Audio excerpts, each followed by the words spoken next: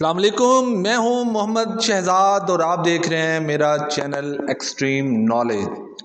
بہت شکریہ، thank you so مچ مشہور کالم نگار رانا ولایت علی، آپ نے حقیقت سے پردہ اٹھایا۔ بالکل ایسا ہی ہوا ہے، ایسا ہی ہو رہا ہے جیسا کہ آپ نے لکھا ہے۔ وہ لکھتے ہیں کہ پنجاب میں سرکاری اسکولوں کی کل تعداد 49,000 ہے۔ 10 سال پہلے سرکاری اسکولوں کی تعداد 63,000 کے لگ بھگ تھی۔ یہاں ایک سوال پیدا ہوتا ہے کہ 14,000 اسکول کہاں چلے گئے؟ تو میں آپ لوگوں کو بتاتا چلوں کہ 14,000 اسکول پرائیویٹ کر دیے گئے ہیں اور مزید 14,000 اسکولوں کی نجکاری کے لیے بھی ہوم ورک کر لیا گیا ہے۔ بڑی بڑی NGOs سے معاہدہ جات کر لیے گئے ہیں اور کچھ معاملات پائپ لائن میں پڑے ہوئے ہیں۔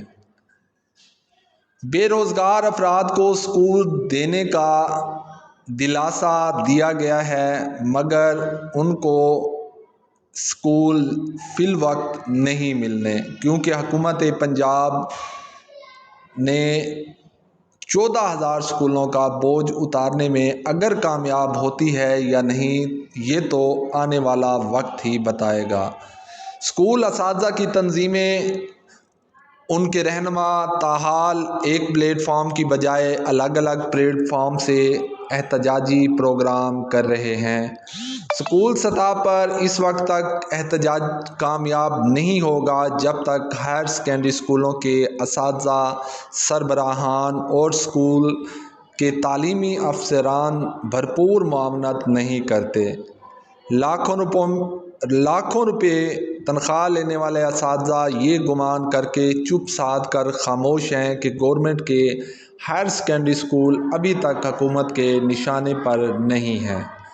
اسکولوں کے کلرکوں اور کلاس 4 کے ملازمین نے ایپکا کے پلیٹ فارم سے لیو انکیشمنٹ، پینشن رولز میں ترامیم اور رول 17A کے تحت بھرتیوں کے خاتمے کو روکنے کے لیے احتجاج کر کے یہ ثابت کر دیا کہ اسکولوں کی نجکاری صرف اور صرف اساتذہ کا مسئلہ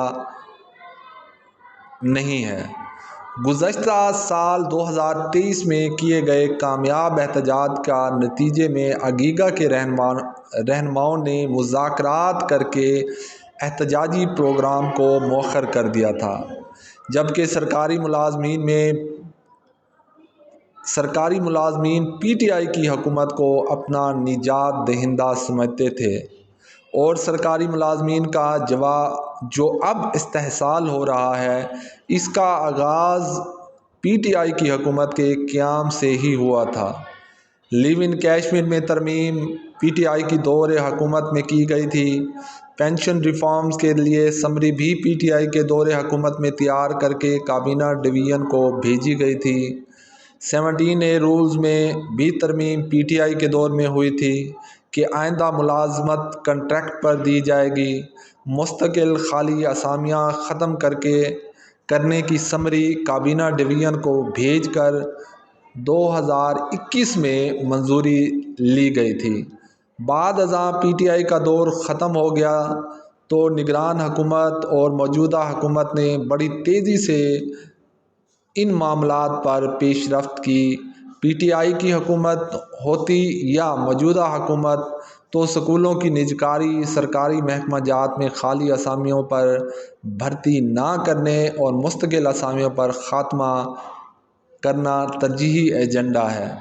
نیز سرکاری اداروں کی نجکاری، ڈاؤن سائزنگ اور رائٹ سائزنگ IMF سے منسوب کر کے کی جا رہی ہے۔ موجودہ گورنمنٹ نے پینشن ترمیم، لیو انکیشمنٹ میں تبدیلی، رول 17A کے تحت بھرتی کا خاتمہ کر کے اساتذہ کرام بالعموم تمام سرکاری ملازمین میں اضطراب پیدا کر دیا ہے۔ اساتذہ کے احتجاج کرنے پر محکمہ تعلیم کے حکام نے کارروائیوں کا سلسلہ بھی جاری رکھا ہوا ہے، جبکہ یہ تعلیمی افسران بھی اساتذہ کی کیٹیگری میں شامل ہیں۔ گزشتہ ادوار کے محکمہ تعلیم کے افسران اساتذہ کی پشت پر ہوتے تھے اور اساتذہ کی تحریک کو در پردہ سپورٹ کرتے تھے۔ سابقہ افسران پرائمری، ایلیمنٹری یا سیکنڈری اسکول اساتذہ میں سے ہوتے تھے۔ موجودہ تعلیمی افسران زیادہ تر سبجیکٹ اسپیشلسٹ ہیں۔ اساتذہ تنظیموں کے رہنماؤں اور اساتذہ کو حکومت اور اپنے ہی تعلیمی افسران کا مقابلہ کرنا پڑ گیا ہے۔ ریٹائرڈ ہوئے 5 برس ہونے کو ہیں اور جس تیزی سے اساتذہ کو مسائل کا سامنا ہے، شاید یہ ممکن نہ رہے کہ وہ کامیاب احتجاج کر پائیں۔